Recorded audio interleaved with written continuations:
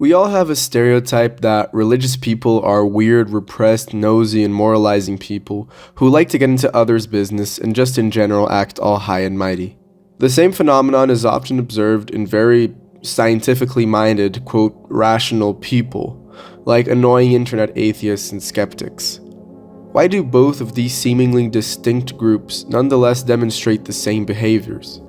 At the same time, most of us have the sense that there is a true spirituality or religiosity to be found, and that some people possess it, even though they might not even be truly religious in the common sense meaning of the word. They might even be atheists or have no religious practice. How can we understand this? Is there a distinction between these different types of religious people? Is it all just a misunderstanding? Is all religion a shameless lie just used to control and manipulate the masses? Or is that just the bad taste we have in our mouths from centuries of misuse of God's word? And although the previous lines were referring to religion, the same can be applied to the radical rationalist types who dominate academia and try to make all submit to their worldviews. Why? A few centuries ago, there was a very religious man, although his contemporaries would not call him that, who wrote and painted and expressed himself in many different ways, trying to come up with a solution for this seeming dilemma. His name was William Blake, and in this video I went to explore one of his more well-known works, The Marriage of Heaven and Hell. First, let's talk a little about the man himself. Blake was born in 1757 in Soho, London, and lived there for most of his life. Soho is actually now a really famous sort of luxurious neighborhood, which I myself visited earlier this year. It's quite nice. At his time though, it wasn't all that luxurious since England was of course undergoing the Industrial Revolution. Anyways, Blake from a very early age had spiritual visions, such as one occasion when he was 8 years old and he saw a tree filled with sparkling angels. For Blake, these visions were direct interactions with the spiritual world, and he took them very seriously and made them the basis for his own set of spiritual beliefs. Most of his works, especially his prophetic books, such as The Marriage of Heaven and Hell, are based on messages he received from these visions. Blake's views regarding religion, society, and politics were quite controversial for his time, to say the least. Besides Christianity, he was well versed in Kabbalistic teachings and learned Hebrew in order to be able to read them in their original language. Although he adopted the spiritual and metaphysical frameworks from these traditions, he did not accept their religious structures, especially as they manifested in the church and its attempts at social control. As we shall see, Blake saw this as antithetical to true spirituality. In a social and political context, he was reasonably revolutionary, being a proponent of a more free and equal society, of equal rights for men and women of all races, and of personal freedoms. This is also visible in his works and in what we will discuss here. So with all that said, I think this is a good moment to read an excerpt from the introductory pages of The Marriage of Heaven and Hell. Without contraries, there is no progression. Attraction and repulsion, reason and energy, love and hate are necessary to human existence. From these contraries spring what the religious call good and evil. Good is the passive that obeys reason, evil the active springing from energy. Good is heaven, evil is hell. From this first section, we can see Blake begin to expound upon what will be his central thesis in this work, namely, that there is a fundamental, perhaps deliberate, misunderstanding in the common sense notion of religiosity, and that this misunderstanding is prejudicial precisely because it is in conflict with how reality actually is, since it attempts to isolate one pole of the duality, which Blake calls the good in the section above, while ignoring or repressing the other side, evil or energy or the active. Let us read a little more from Blake. The voice of the devil. All Bibles or sacred codes have been the cause of the following errors. 1. That man has two real existing principles, that is, a body and a soul. 2. That energy, called evil, is alone from the body, and that reason, called good, is alone from the soul. 3. That God will torment man in eternity for following his energies. But the following contraries to these are true. 1. Man has no body distinct from his soul, for that called body is a portion of soul discerned by the five senses, the chief inlets of soul in this age. 2. Energy is the only life, and is from the body, and reason is the bound or outward circumference of energy. And 3. Energy is eternal delight. Those who restrain desire do so because theirs is weak enough to be restrained, and the restrainer or reason usurps its place and governs the unwilling, and being restrained, it by degrees becomes passive, till it is only the shadow of desire. Blake then goes on to explain how the famous poem by John Milton, Paradise Lost, which purports to write the history of the fall of man from good to evil, or from heaven to the devil, is actually the wrong way around, since in the biblical book of Job the roles are reversed. The history of this is written in Paradise Lost, and the governor or reason is called Messiah. And the original archangel or possessor of the command of the heavenly host is called the devil or Satan, and his children are called sin and death. But in the book of Job, Milton's Messiah is called Satan. For this history has been adopted by both parties. It indeed appeared to reason as if desire was cast out, but the devil's account is that the Messiah fell and formed a heaven of what he stole from the abyss. This is shown in the Gospel, where he prays to the Father to send the Comforter, or desire, that reason may have ideas to build on, the Jehovah of the Bible being no other than he who dwells in flaming fire. Know that after Christ's death he became Jehovah. But in Milton, the Father is destiny, the Son a ratio of the five senses, and the Holy Ghost a vacuum. Note: the reason Milton wrote in fetters when he wrote of angels and God, and at liberty when of devils and hell, is because he was a true poet, and of the devil's party without knowing it. Wow, pretty neat, huh? Blake goes on to explain how the party that is partial to reason, that is the quote religious, have systematically tried to shape the doctrines of Western spirituality to fit their side of the story, while there is a huge part which they have missed or deliberately hidden. What part is this? When we think of hell, of eternal burning fire, this usually brings about a negative feeling or reaction in us, because fire is painful and destructive, the opposite of what we supposed heaven to be, always pleasant, cool, tranquil, orderly. But let's look at it from another angle. What is it that can bring about change? What is that quality that can recognize old, obsolete, failing structures and dismantle them in order to bring about something new? What is the creative impulse which we so love and value as human beings, and which brings about such beautiful and disruptive works of art as history provides us with? And not just art, but new ideas to replace the old obsolete ones, just like Jesus did at the Sermon of the Mount. It is fire, nothing other than flaming fire, the flaming fire which dwells inside each of us and gives us all the power to create better lives for ourselves and our fellow human beings. Would we ever have gotten here where we are by just following dogmas and reason and tradition? Of course not. And more importantly, could life exist at all without the operation of this principle? This is the wisdom in what the religious call hell or evil.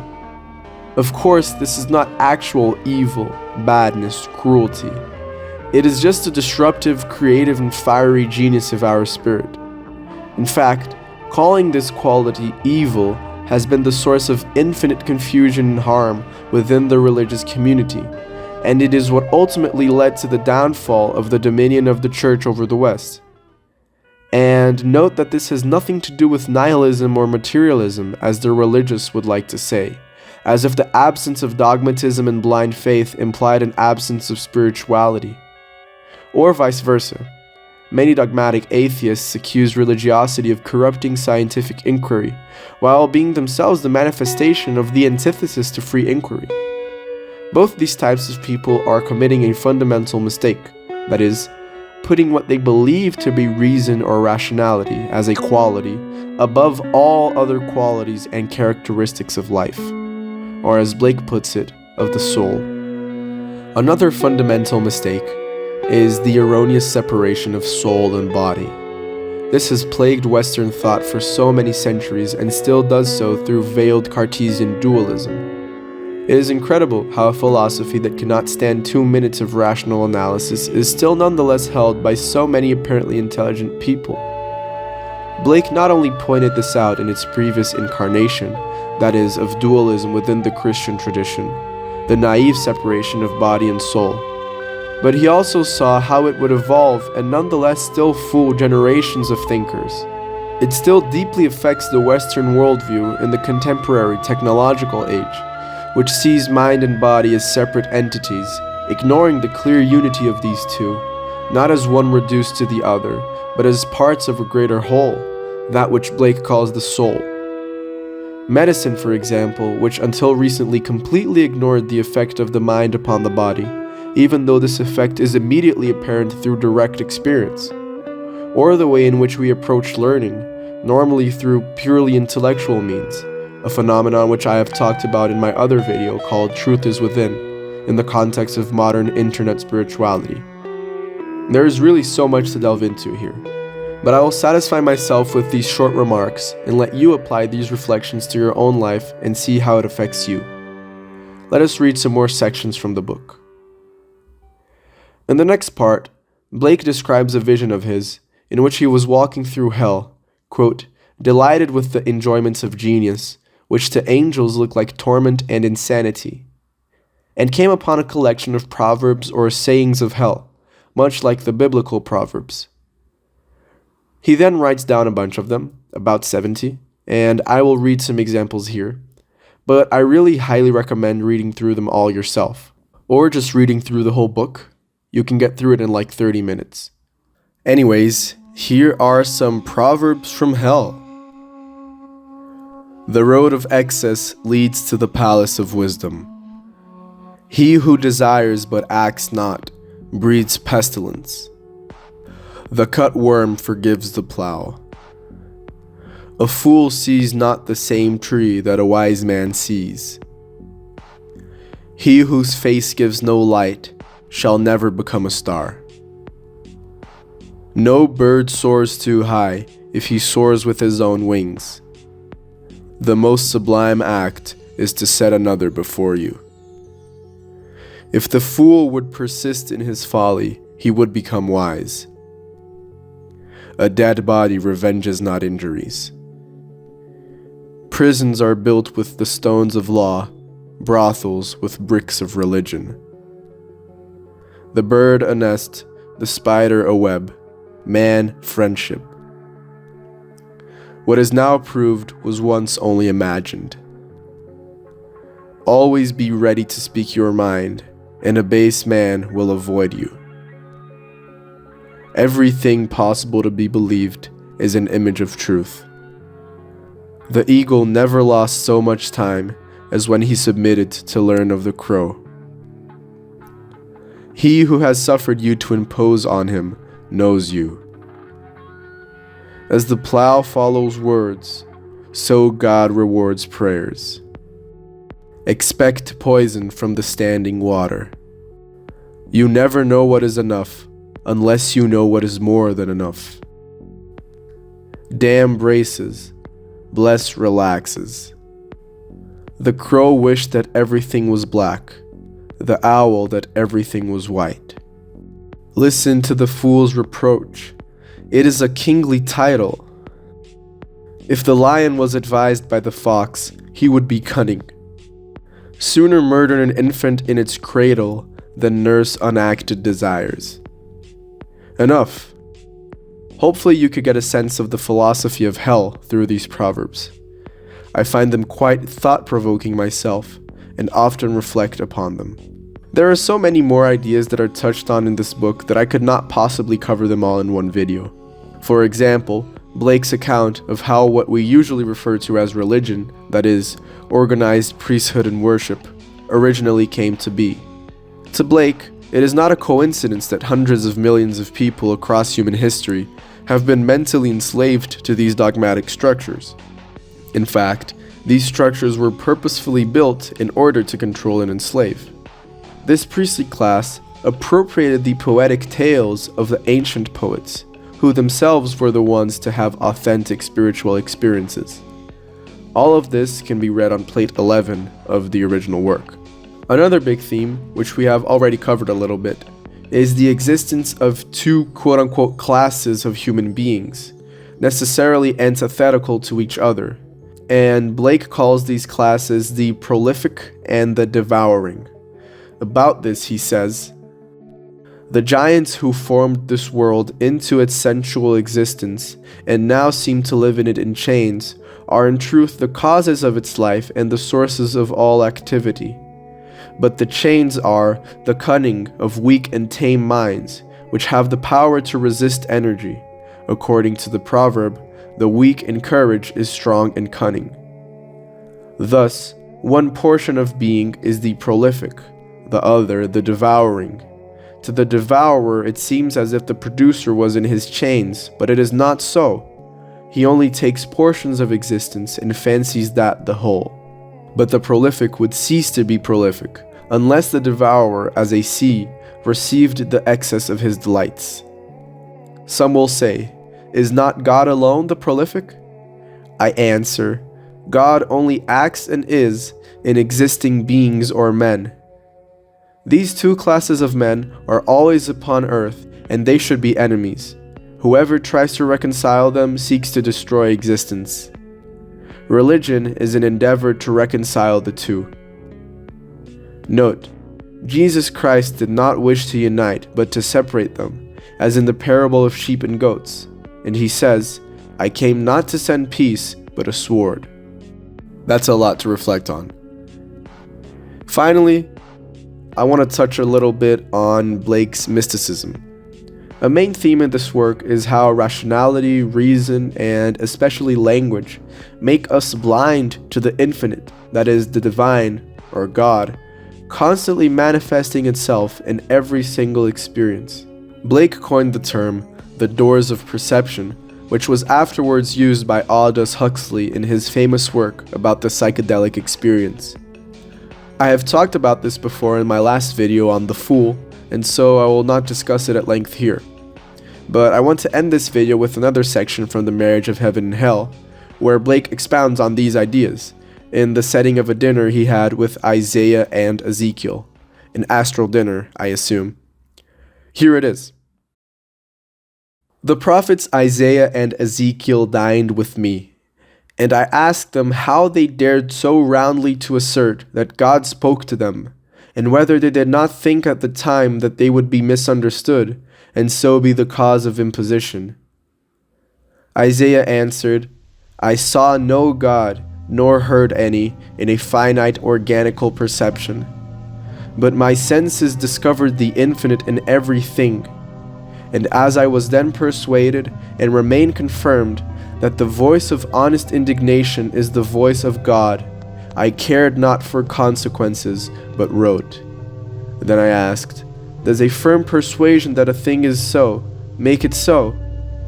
He replied, all poets believe that it does, and in ages of imagination this firm persuasion removed mountains, but many are not capable of a firm persuasion in anything. Then Ezekiel said, the philosophy of the East taught the first principles of human perception. Some nations held one principle for the origin, and some another. We of Israel taught that the poetic genius, as you now call it, was the first principle, and all the others merely derivative, which was the cause of our despising the priests and philosophers of other countries, and prophesying that all gods would at last be proved to originate in ours, and to be tributaries of the great poetic genius. It was this that our great poet King David desired so fervently and invoked so pathetically, saying by this he conquers enemies and governs kingdoms. And we so loved our God, that we cursed in his name all the deities of surrounding nations, and asserted that they had rebelled. From these opinions the vulgar came to think that all nations would at last be subject to the Jews. This, said he, like all firm persuasions, is come to pass, for all nations believe the Jews' code and worship the Jews' God. In what greater subjection can there be? I heard this with some wonder, and must confess my own conviction. After dinner, I asked Isaiah to favor the world with his lost works. He said none of equal value was lost. Ezekiel said the same of his. I also asked Isaiah what made him go naked and barefoot 3 years. He answered, the same that made our friend Diogenes the Grecian. Then I asked Ezekiel why he ate dung and lay so long on his right and left side. He answered, the desire of raising other men into a perception of the infinite. This the North American tribes practice. And is he honest who resists his genius or conscience only for the sake of present ease or gratification? The ancient tradition that the world will be consumed in fire at the end of 6,000 years is true, as I have heard from hell. For the cherub with his flaming sword is hereby commanded to leave his guard at the tree of life, and when he does, the whole creation will be consumed and appear infinite and holy, whereas now it appears finite and corrupt. This will come to pass by an improvement of sensual enjoyment. But first, the notion that man has a body distinct from his soul is to be expunged. This I shall do by printing in the infernal method by corrosives, which in hell are salutary and medicinal, melting apparent surfaces away and displaying the infinite which was hid. If the doors of perception were cleansed, everything would appear to man as it is, infinite. For man has closed himself up, till he sees all things through narrow chinks of his cavern. That is all for this video. Once again, I highly recommend reading Blake's work for yourself, since it is so enlightening. Thank you all for watching. May you all be well, and I hope to see you soon once again.